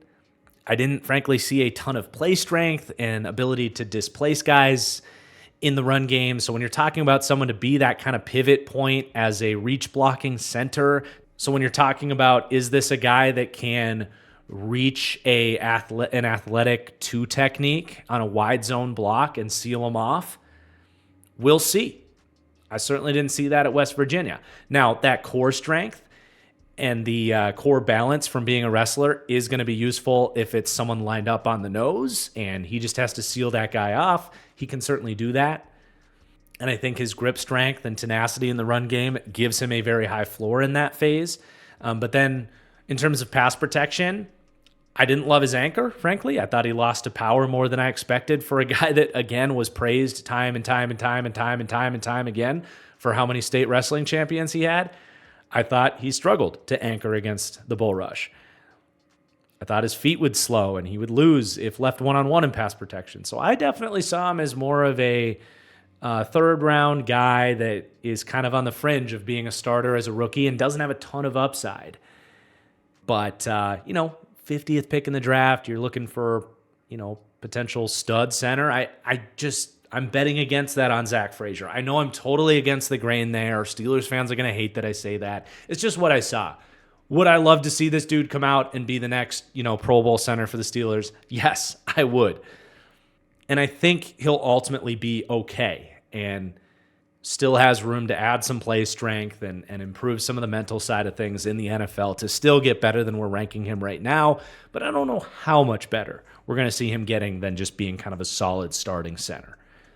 Only time will tell. I'll happily change my opinion on that if he gives me a reason to. James Daniels at right guard, very solid player. I'm excited for him as well to get into a wide zone run scheme. He's a really nice athlete and is really fluid coming out of his stance. I think he could potentially have a career year in terms of run blocking. And pass blocking, he's just, as he's been throughout his career, he's just solid consistency. Will lose, but will be good at times as well. He's just an above average, all-around guard. Don't really have to worry about it. And then Troy Fautanu at right tackle. And any pessimism I have related to the Zach Frazier pick should be counteracted 3 times over with how much I love this pick for the Steelers. Where do you want to start? I mean, from a draft value standpoint, love it. I think in a normal draft class, he would have been a lock top 10 pick. Like, compare him to Darnell Wright the year before to the Bears. I think Fautanu is a much better prospect than that. A very complete player in terms of athleticism, technique. He's not the biggest guy, but he's got at least solid NFL play strength. And one thing I actually love about him is that he's shorter because he has the arm length. So he's constantly winning the leverage battle. Low man wins, inside man wins. That's almost always going to be Troy Fautanu because he is naturally built low to the earth, but keeps low pad level as well and weaponizes above average 34-inch arms that present a unique lever for him. And then he's a great athlete. I couldn't be more thrilled to see him come to a wide zone run scheme like this. Some of his best reps at Washington were reach blocks and pulling to the corner. He's got a great targeting system. He's got that dickhead mentality you look for. I really think his upside is something like a Rashawn Slater for the Chargers as a potential top 10 tackle in the NFL. I think worse tackles were drafted ahead of him. And the Steelers nailed this draft pick, and I think he's got a high floor as a rookie with a really high ceiling. So very, very optimistic for his projection. I guess at this point, the only question is going to be left to right. Can he handle it? And if that even happens. But one thing that's cool here is Dan Moore, who's been their starting left tackle for like 3 years, now becomes the backup. And he's been kind of the Andy Dalton line of offensive tackles in the league, where if you're worse than Dan Moore, you need to replace him. If you're better than Dan Moore, you're pretty solid there. If you're Dan Moore, you're kind of maybe looking for a way out, but you're not zeroing in on that as a need. And clearly the Steelers had just gotten tired of that level play at left tackle and want to swing higher. But as a backup now, he immediately becomes one of the best backup tackles in the NFL. Probably could play guard as well if they needed him to do that. So knowing they have him, who's been incredibly durable, they're not too worried about any depth besides him. It's a bunch of year 2, year 3 undrafted types, Dylan Cook, Hamilton, Beach. We'll see if any of them even make the team. And then in terms of guard depth, Nate Herbig is also very good guard depth. He has started a lot of games in the NFL. So if you need someone to step in, and he can play center as well, so he can be a good swing man on the interior. Really love having those two guys because most offensive lines are going to have to go to a backup a couple weeks, and they're not going to have some crazy weak link when they have to do that. And then we're actually not done praising offensive line picks for the Steelers this year because Spencer McCormick was a great pick in the 4th round. And some people are going to say I'm crazy, but I actually had a higher grade on McCormick than I did Zach Frazier. Be interesting to see how that goes throughout the years. Obviously, he's not going to have the opportunity to start right away like a Frazier, but McCormick to me had center guard flexibility, really good athlete, nasty run blocker, but he played at South Dakota State. And even at that level of competition, he had some losses in pass protection in terms of keeping up with quick hitting pass rush moves, stunts, and stuff that he's going to have to clean up. So I think long term, he can replace either Sayamalu or James Daniels as a legit starter, and was just a phenomenal value to get him. I had a solid day 2 grade on McCormick. So to get him in the 4th was awesome. And if 3 years from now, he's starting next to Zach Frazier and is actually viewed as a little bit of a better player, will not be the least bit surprised. And they get some pretty good help from the skill players as well. Really, all the guys that'll be on the field consistently are pretty good run blockers, which bumps them up maybe a spot or 2 in terms of run blocking. But pretty crazy for me to say they have a good floor, considering they have 3 really young players, but they're 2 really good prospects, 2 really good first-round prospects that have given us no reason not to believe in them, and a very high floor prospect in Zach Frazier, even if I question the upside.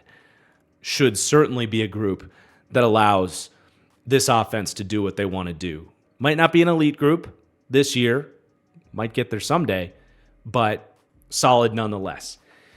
But you put all this together, and they came out for me as the 22nd overall offense, but the notable thing is 7th in run game. So a step forward from where they were last year. They were actually 12th in rushing DVOA last year, so they were good last year, but I think they'll be even better. Improvements on the O-line, and definitely with Arthur Smith, that's a big upgrade.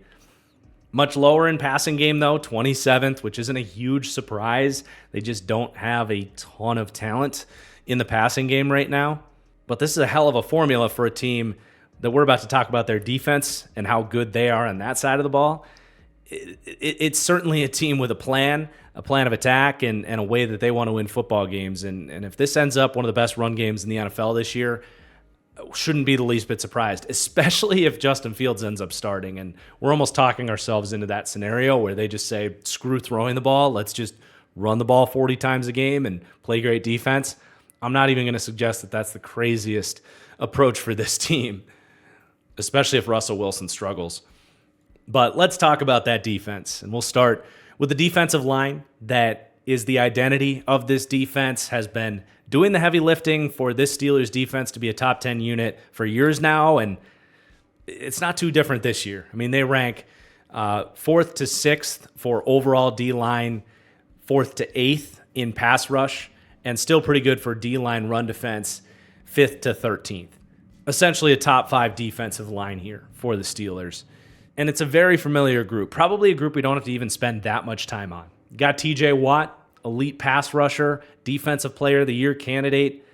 One of those dudes, the guys that lines are going to slide towards to. He's going to demand ship help. He's going to help the numbers on the back end. We talk so much about pass rush helping coverage in terms of getting after the quarterback quickly, so you don't have to cover as long. That matters. But having an elite pass rusher like a TJ Watt, a Micah Parsons, a Garrett, where that tight end or that running back is going to stay in to block, that can change the numbers and help coverage that way too. So he does that side of things, but his ability to win one-on-one with his speed, his bend, he's got some power, he's got cross chops and spins and swims and this incredible awareness to recognize when to go to what, the quickness for inside counters, you name it. He's TJ Watt. He's a great freaking run defender, too. One of the best run defending edge rushers in the game. And helps the coverage unit by actually dropping into coverage. We don't really have that reflected here, but it is worth noting that he is, top 3 in terms of just best overall coverage droppers off the edge. Like, you'll see him actually bait quarterbacks and make plays. They dropped him 56 times last year. So that's 4 times a game? Pretty nice piece to start with for your pass rush. But then you have probably the best true number 2 edge rusher. Not the best number 2, because there are teams that have 2 quasi number 1 next to each other. But in terms of a guy that you probably don't want to be your best pass rusher, but are damn happy if he's number 2, I think Alex Highsmith is the kind of poster boy for that in the NFL right now. And we called this in last year's deep dive. We were talking about how underrated he was, how he was going to get a massive contract. People are going to say it's an overpay. but that people that watch this series and Steelers fans would know is not an overpay. He's an absolute stud. And what's cool is he is like, if you just took TJ Watt and just turned down the sliders like 8%, that's Alex Highsmith. He's that true like stand-up edge, so he has the same coverage dropping versatility. He's equally kind of instinctive and nifty against the run. He's clearly learned so much from TJ Watt. He wins with a lot of the same pass rush moves with spins and bending around the corner. Their pass rush style is very similar. He's just not quite as efficient as TJ Watt. But, I mean, TJ Watt gets a lot of credit for being like the best closer in the NFL. Like if it's 3rd and 8 in the fourth quarter and you need someone to get a strip sack to end the game, TJ Watt's been that for so long. Last year, maybe even more than TJ Watt, that was Alex Highsmith coming up with those clutch sacks in big moments. So you basically have two of these guys. It's pretty crazy. Now, the reason they're not the best pass rush in the NFL is they don't quite have the width and depth of high-end options that the game's absolute best pass rushes have, but they still have other guys that can beat you. So inside, I want to talk about Keanu Benton because with him ascending and Cam Hayward descending, I think he will prove to be this team's best interior defensive lineman this season. And luckily for the Steelers, they don't play in Buffalo and they host both the Jets and Giants this year because I don't think the state of New York would let Keanu Benton cross state borders after what he did to the Bills in the playoffs last year. Now, fortunately for the Bills, Mason Rudolph was starting at quarterback, but he completely blew up in the last game of his rookie season. And honestly, I was impressed because watching him throughout the season, he was on a bit of a reduced snap count. I had seen some splashes from him, but I hadn't really seen, honestly, anything that got me too excited about Keanu Benton throughout the season, just watching the broadcast week to week on the Steelers. But, dude, watching the All-22 on that Bills game, I'm like so excited about what Keanu Benton could be. Now, it's just one game. You can't just take what he did there and assume it's going to happen for his career moving forward. But what you did see in that game was a lot of the highs from his tape as a college prospect, where, you know, you think of this big Wisconsin defensive tackle and just think, he's a run stuffer, not the best athlete. That's not the case with Keanu Benton. He is actually a better pass rusher than a run defender. Not that he's horrible as a run defender, but there's a lot of times where he gives up a lot of space and has bad losses as a run defender, but he can get off blocks and make plays there. But as a pass rusher, man, like he's got a diversity of pass rush moves. He can beat you with the bull. He sets up really nice swipe moves and swims to get past you. He has like a finesse defensive tackle pass rushing skill set, and that can play, especially when he has the size and the play strength to marry with that.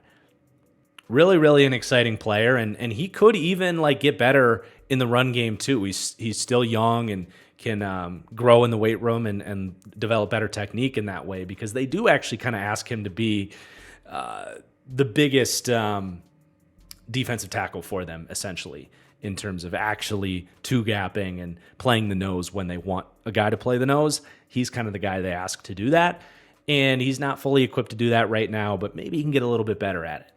Either way, I'm a big fan of Keanu Benton. He's looking like a big hit, and they needed that at that point in time because it's really hard to sell Cam Hayward as anything special at this point. He's obviously had an incredible career, but he's kind of stretching things out a little bit here at 35 years old. He played mostly hurt last year, so there's a little bit of that, like, is he now going to be fully healthy with a whole year to recover? But also he's 35 years old and had the worst year he's had in about 9 seasons. Really just wasn't much of a factor as a pass rusher last year. 18 pressures and 2 sacks on 275 pass rush snaps. Really hard to expect much from him. And we don't even know how much we're actually going to see him on the field on pass rush downs. I do still think his effort, and in his prime, he had some of the best raw play strength. You know, he plays at like 295 pounds, but could defend the run like most good 315-pound defensive tackles could. So I still think he has some of that unnatural play strength for such a big guy, or such a quote-unquote undersized guy, which obviously allows him to have lighter feet as well. So I still think there's physical traits in there. It's just not what he used to have. But he's still a very good run defender on the inside, and that showed up last year too. His defensive stop rate was still somewhat on par with what he's done throughout his career. So he still has usefulness, but they're definitely hoping Keanu Benton can take that big leap there. Then you got Larry Ogunjobi. He's a pass rush first defensive tackle. He's kind of just a penetrator, plays really aggressive. He can lack discipline at times, and that's when a lot of those bad run defense grades show up on him, where he guesses wrong and vacates his gap. Not the best anchor either. You will see splash plays against the run from Ogunjobi. Could probably put together a good highlight reel from him against the run, but he's okay. He's got quick feet, penetrator. He's been a pretty consistent 30 pressure, 4 or 5 sack type of guy. To be your fifth piece, you're fine with that. And those are really your starters. You definitely have some depth to talk about, especially off the edge with Nick Herbig. I mean, we already talked about how Alex Highsmith came in as a third-round pick, kind of learned from TJ Watt, had a similar skill set, and then turned into baby TJ Watt. Well, Nick Herbig's like the same exact story to what Alex Highsmith was coming out of Charlotte. Undersized, hybrid linebacker. Some people thought maybe he should go play off-ball linebacker. I'm not saying people said that with Highsmith, but people did say that about Herbig. And no, he's an edge. He's got a great pass-rushing skill set. He wins with finesse. Does that sound familiar? TJ Watt, Alex Highsmith. Great get off, great bend, has a spin move. It's the same story all over again. I'm not saying he's going to become a star and make $20 million someday, but at least for now, as a backup to those two guys, like you have 3 dudes that, at least from a skill set perspective, do the same exact stuff, just to varying degrees. So as long as those 3 are healthy, you rotate the 3 of them and don't really have to think about who's on the field. And I think for that reason, they're not too worried about who their edge depth is behind them. They got Kyron Johnson, another hybrid edge type, and Jeremiah Moon, who's played some run defense snaps for this team like a year ago, and then a bunch of undrafted types after that. But yeah, for now, Nick Herbig's the perfect backup to Highsmith and TJ Watt. And I'm also not going to rule out that he could be something like an Alex Highsmith. I don't think he's going to be TJ Watt, even though he came out of Wisconsin. But could he be a really good number 2 or even a high-end number 2? I mean, that's a lot to ask from a Herbig. But, if 3 years from now, Keanu Benton becomes a superstar and your edge rushers are Alex Highsmith and what Nick Herbig's upside is, like that could still be a really good group, for example. So they've got something there in him. And when they took him, it was kind of like, oh boy, here we go again. So definitely got eyes on him. In terms of the interior depth, it's a lot of veterans. Montravius Adams has settled in as a nice rotational role player, does a little bit of splashiness in both phases. Dean Lowry went to the Vikings last year. He's an okay backup. You don't want him as a starter, but he can get in the way. He can do some stuff as a rusher. As backups, those guys are fine. Both former Packers, by the way. Isaiah Loudermilk, they still like right now as the hybrid end on early downs if someone needs a breather or if you don't want Ogunjobi out there. He's a tryhard, very limited upside. They are hoping that either DeMarvin Leal can take a step forward in that role here in year 3. Kind of a shitter get off the pot for Leal, who at this point it's fair to question, like, does he really have the drive to be great? Because he was once upon a time like a way too early top 10 in your mock drafts kind of guy, and then he falls to the 4th round and hasn't developed in the league. Kind of a tweener type, so kind of a shitter get off the pot season for him. As they also bring in Logan Lee, who I kind of liked out of Iowa as a day 3 pick. Definitely thought he had become a value when the Steelers drafted him. He's got light feet, great length. I think he can totally play that, early down 3-tech 4-eye that the Steelers have always had in this front. So I like that draft pick as well. So obviously this defensive line is the identity of this team, really. They rank out very highly, and I expect them to get to work again this season. Then you got the linebackers. So they signed Patrick Queen to pretty good money, but not crazy money. I think there was some expectations that Patrick Queen might basically get the Tremaine Edmonds deal. I certainly expected that. Pretty much a year later, former first-round pick who had a breakout fourth season. I was expecting him to get kind of top of the market, 16, 17 million, and I thought that would be an overpay on Patrick Queen because he wasn't really good until Roquan got there, and he could just kind of play free and do LB2 stuff. But he hits the market and ends up being a little bit cheaper than that. And the Steelers got him on a really team-friendly contract. It's 13.5 per year, so probably about 4 per year less than I expected him to get. But they can basically get out of it after 1 year. It was only 13.5 guaranteed. The first year is a $6 million cap hit, all in guarantees. And then the next 2 years are basically team options where if he's not playing well, they can get rid of him and only take about $3.5 million in dead cap. So it's a very good contract that they got him on. And I very quickly went from thinking he was going to be overpaid and overrated to, hey, it was a pretty good signing. I mean, him making the Pro Bowl was a complete joke ahead of some much more, frankly, deserving is a tough word because Patrick Queen works hard. He deserves to personally go to the Pro Bowl, but other players had much better seasons that did not go to the Pro Bowl. So kind of like we talked about with Julian Love last year with the Seahawks deep dive, like one of those bad Pro Bowl fan voting selections. So I'm not willing to give Patrick Queen the credit for the Pro Bowl last year, but he did play well enough. Flew around in coverage. He's such a good athlete out there. He can definitely man up tight ends and running backs. I think his zone feel has come along a little bit. He's more instinctive back there, busts less coverage. For years and years, he was kind of a liability a lot of the time out there. Made some plays, but blew a lot of coverages and gave up a lot of yards in coverage. That all came down last year. As a run defender, do I think he's going to step in as LB1 now that he's not next to Roquan and be blowing up the run and consistent in that phase? No, I don't. But that's a good transition to who they're surrounding him with.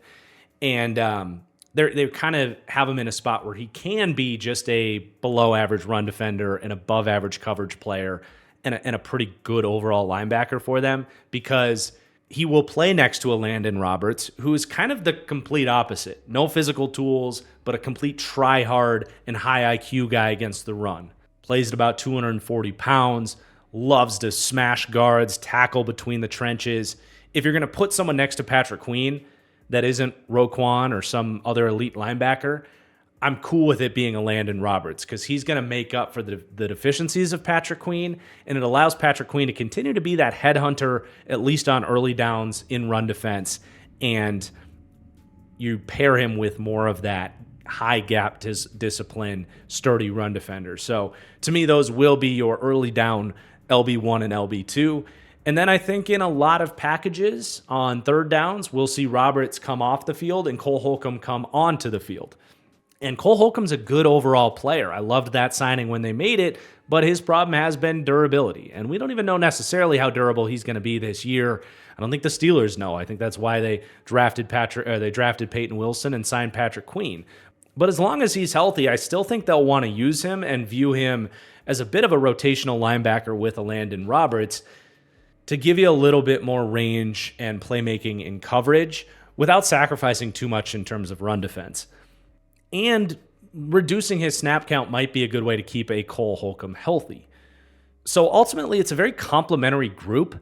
I see how this all works. I think it's definitely better than what they had last year where they were scrambling to find guys to play. And I get why they wanted to go after Patrick Queen. So I don't really have any bad words to say. I don't think this is a game-changing linebacking group. I think they're going from very bad to like average here. They rank for me 22nd in the league for overall linebacker, C+ grades across the board.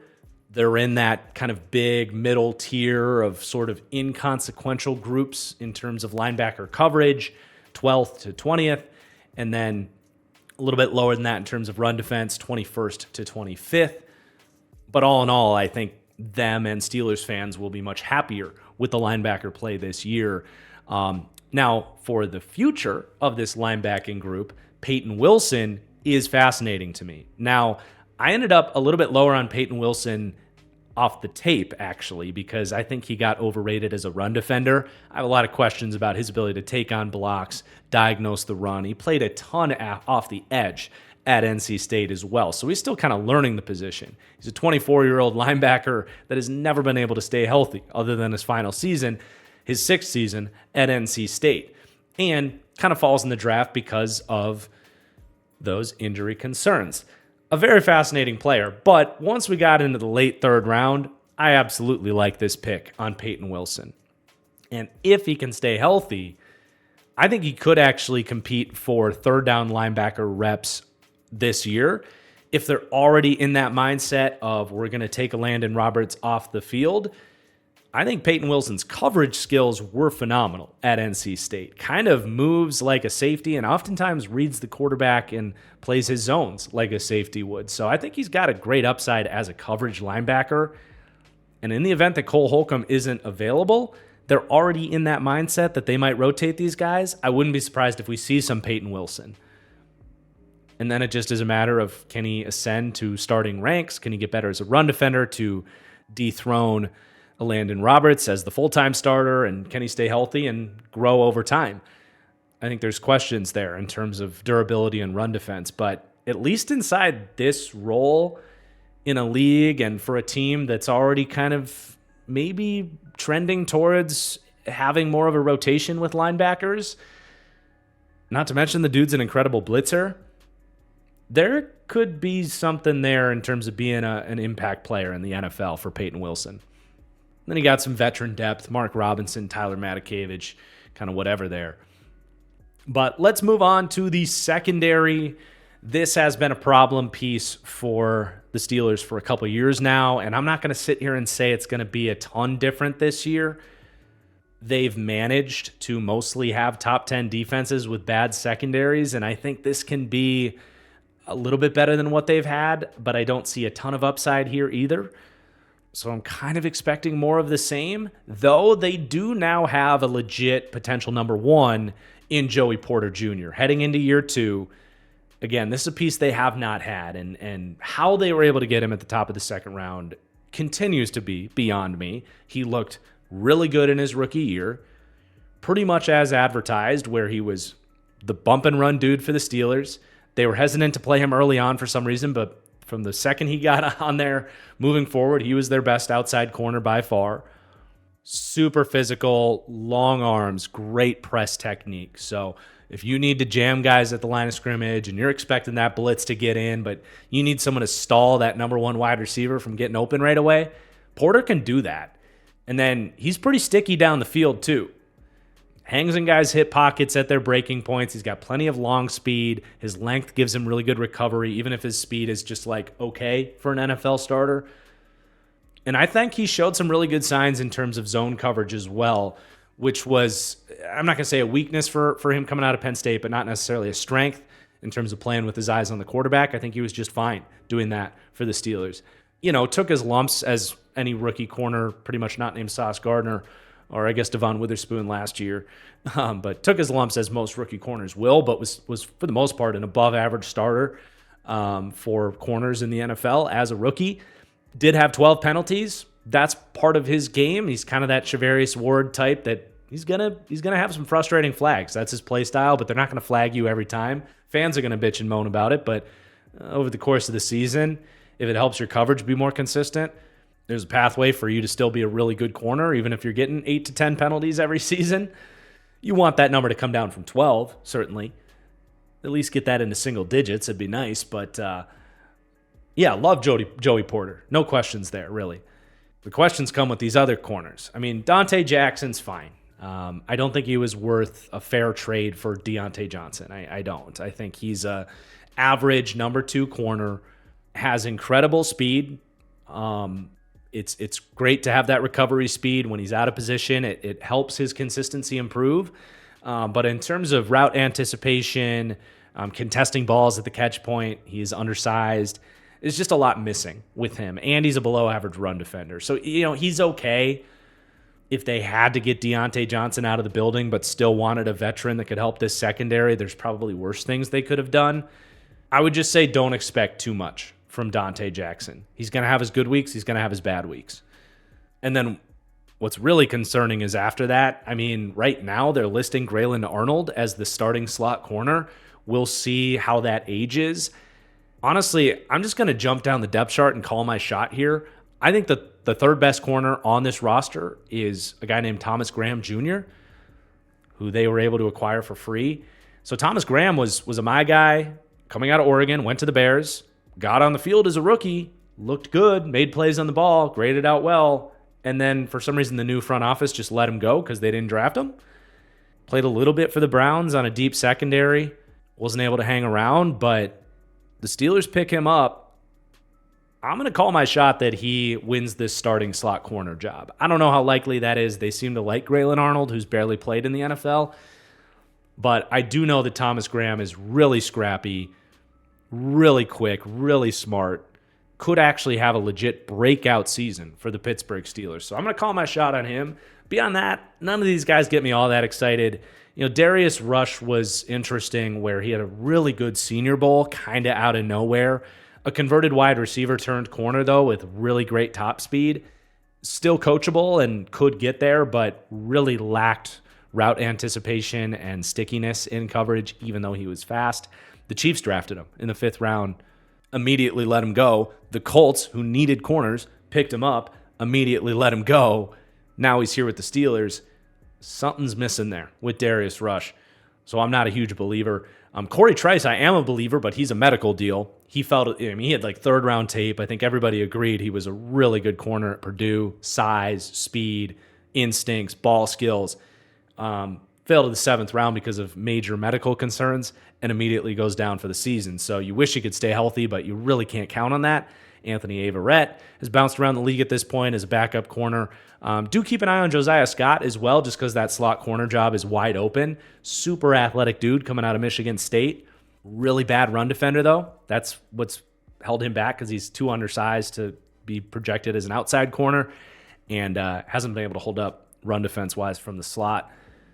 And then Kalen Barnes, more kind of size, speed, developmental. I mean, he ran like something in the 4.2s, I think. But he's bounced around himself. So definitely wish they had a little bit more to get excited about at corner. And especially in the event of injuries, this could get ugly quick. They would probably have to go back to the free agent scrap heap to find somebody with a higher floor.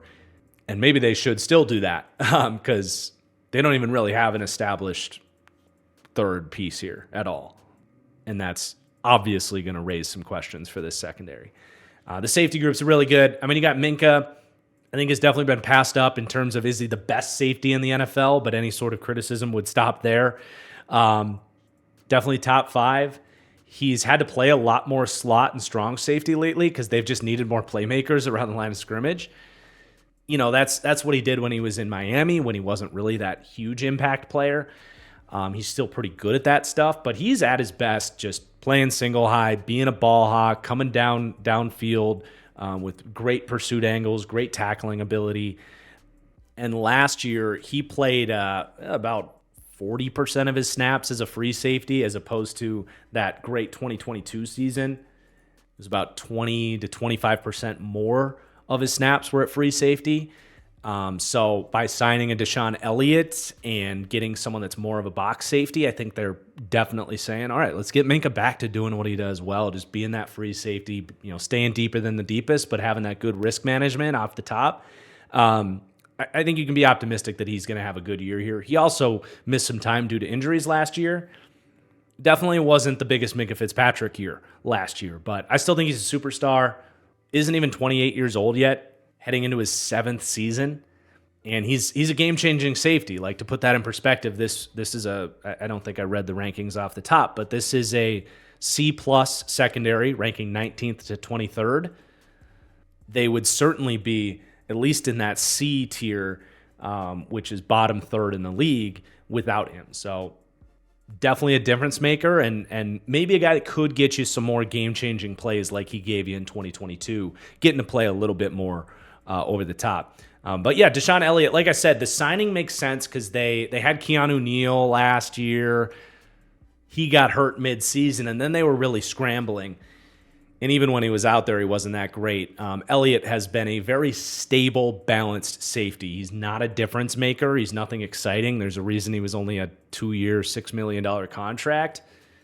He's just not a great athlete. He's not a huge playmaker on the back end, but he's stable and should be reliable. He was a very logical signing for them. Not going to glaze this up, but good run defender as well. Makes sense to me. A guy that will allow Minka to play more free safety. And then you have Demonte Casey can kind of be where he belongs as the sort of dime back. They just move him all over the place, let him range free, be a playmaker. I would be fascinated as well if Casey wins the slot corner job. He entered the league as a slot corner, if my memory serves me well, and I certainly would project him as a better slot corner than the guys we've already talked about, other than maybe Thomas Graham. But keep an eye on that. It's not how they're listing it right now, but I would like this secondary better with Casey just as the slot corner, because he's a frisky player. He can make some plays. I think he's a solid overall player. Just hasn't really settled in as a starter for a while. But definitely a nice piece to have. A lot of flexibility there. And their safety depth is really bad. Miles Killebrew is more of just a special teamer. Ryan Watts was an interesting pick, played outside corner for Texas. Big body dude that tested really well and tackled really well at Texas, but really stiff. Definitely needed to make that switch to safety. Long ways to go, but there's tools there to work with. He's got the traits, and I liked his physicality. It was just, coverage skills at outside corner weren't there. And then Nathan Meters is nothing to write home about, but he might have to make the team because of how thin they are at safety. So as we mentioned, they rank 19th to 23rd for DB coverage. They're in the fourth tier, the C tier for DB run support, 24th to 30th. They're pretty squishy underneath. Dante Jackson is a below average run defender. We don't know even who their slot corner is necessarily going to be, and no one that projects there is an impact from the slot. I like Minka coming downfield, but tough to get too involved when he's playing deep, and Deshaun Elliott's just kind of an average, strong safety type, so nothing really to write home about in terms of DB run support. But that wraps up the overall defense. As we set it up, they want to run the ball, they want to play defense. Do they have the defense to do that, basically? They got to kind of be a top 10 defense if they're going to have that formula, and I think they do. And I have them top 10 in both run defense and pass defense, so they can stay balanced in that way. I've got them 10th for run defense and 7th for pass defense. That's good for 6th overall with some of that balance, helping them rise the charts a little bit here. It's familiar territory, seeing the Steelers as a top 8 or so defense.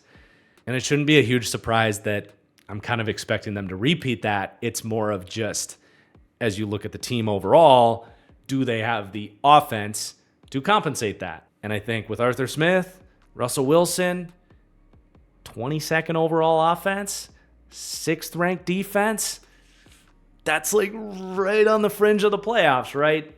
Kind of makes sense how you get the 18th overall team in my sort of playoff expectations tier in the rankings. But we do got to talk a little special teams before we tie a ribbon on all of this. So they came out as my 14th overall special teams. They were 17th in PFF team grade last year, 20th in DVOA team grade last year, 14th at kicker with Chris Boswell, and Cameron Johnston ranks as the 27th overall punter over the last 2 years. Now, this is the formula we're going with this year. This is the first year I've had a formula for special teams. We don't really have a returner grade in there right now. Maybe that's something to think about for next year. But if there's a team that is, quote unquote, done dirty by my special teams formula that I put together here, it would be the Steelers because they signed Cordero Patterson and have an elite kick returner in Justin Fields. But you know what I'm saying? Like, we're not really accounting for having a transcendent kick return talent. And the Steelers do. So maybe in your minds, if you want to pretend they're top 10 special teams, I don't have a problem with it. They might have the best kick returner and a really good kicker as well in Chris Boswell. Cam Johnston's nothing to write home about as a punter, but he's probably better than what they had in Presley Harvin, who was just super inconsistent. Man had a boot, one of the strongest legs in the league, but really inaccurate as a punter. So they're hoping a little bit better from Cam Johnston. Overall, though, special teams is definitely more of a strength than a weakness. They get that B- grade, 14th in the league. Let's talk about this team's strengths and weaknesses one more time before looking at their schedule and my win total expectations for them. Strengths, I just put down the complete run game, from coaching to the potential of the quarterback run multiplier, the potential of the offensive line, really good running back duo. I do think this team is going to be able to run the piss out of the football, and that's only going to help the defense by keeping them off the field. But then they have pretty strong defensive strengths. Defensive coaching is elite, and the pass rush is near elite. Certainly great, bordering elite with more of an average interior rush.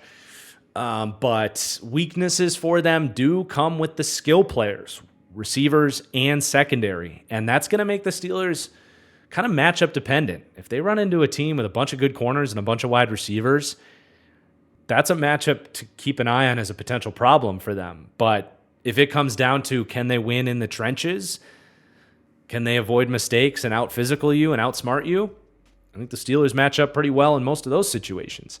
The one main wild card for this team would be the youth on the offensive line. Which direction does that swing? I think they could potentially be a little bit worse than we've ranked them, and certainly could be better than we've ranked them. If we are talking about a team that are going to be a bunch of ass kickers, the offensive line is going to be a big factor there. So that's a big deal. But other than that, I don't think there's a lot of massive question marks in terms of what are you getting. I think the Steelers have painted themselves as a very tough, very competitive, high floor football team. But let's take a look at how that positions them in terms of their schedule. And I actually don't hate their schedule, considering they're in the AFC North, which is probably the best division in football in terms of floor. I think the NFC North and AFC South might have higher upsides as complete divisions, but these are all really tough playoff caliber teams. The Steelers are the first team in the AFC North that we've revealed. In fact, I think this is now every division has at least one team revealed in it, but the AFC North lasted the longest. But considering they're in that division, their schedule's not horrible. They play the NFC East, which does have two lowly ranking teams, the Giants and the Commanders. And then they drew the AFC West, which is definitely the AFC division you want to play this year. So they did get a little bit of a break there. And they're going to be able to really build up some momentum. And this is a big reason why I don't think we see Fields, because the first half of their season is kind of easy, frankly. You got at Atlanta, at Denver, Chargers at home, at the Colts, Dallas at home is tough, but I like that you get them at home. You got at Las Vegas, Jets at home is tough, but again, I'm glad you get them at home. And then you have the Giants. They could easily start 6-2 with that schedule if they win the games they're supposed to, and then maybe go 2-2 in the games they should be underdogs in, but not big underdogs, just underdogs. And then you even get at Washington week 10 after the bye week. Another very winnable game for them. So 6-3 or 7-2 is very much in play for the Steelers. But then, I think someone said this in the comments when we were talking about the Bears having a brutal final 2 months on the season, and said the Steelers is even worse. Sorry, I'm not grabbing that comment to highlight you, but if you're watching, you were right. You have your whole division. So Baltimore twice, Cleveland twice, Cincinnati twice. That alone is good Lord. But then you have, just host the back-to-back Super Bowl champs, Week 17, Kansas City, and go to Philly. This is wild. That is absolutely wild. So this team could, you remember the year they went 11-0 and then didn't win a game the rest of the year? This could be kind of similar, where they could very realistically be 7-2 and finish 8-9. So it should be a very fun team to monitor in that way. But in all reality, I do think they'll be there. I think 6-3 is a good spot. And then the Steelers just find ways to win tough games, right? I don't think they'll get swept by their division. I think they'll find a way to go 2-4 in their division. And then it's just a matter of you got to pull another upset or two. And I think they can get to 9 wins. Hell, my projection for them has them at 9.5. Now, I wouldn't go so crazy to bet an alternate line that has them getting to 10 wins, but I think it's in play. I think this is an 8-10 win football team that will be right on the fringe of making the playoffs, depending on how kind of close games end and how the rest of the conference fares. But just to win more games than they lose, and for Mike Tomlin to extend this to 18 straight years, I think I would, and I think I will bet the over on the Pittsburgh Steelers this season. And I think that's a really fun way to wrap this thing up. Thank you, everybody, for watching. Let me know your comments down below if I missed anything or what you think of the ranking, if this is too high or too low on the Pittsburgh Steelers. Again, please do hit that like button if you're still with us here. It really does help. And make sure you're subscribed so you don't miss our remaining deep dives here. Appreciate you for watching, and we'll see you in a few days for the number 17 team. Peace out.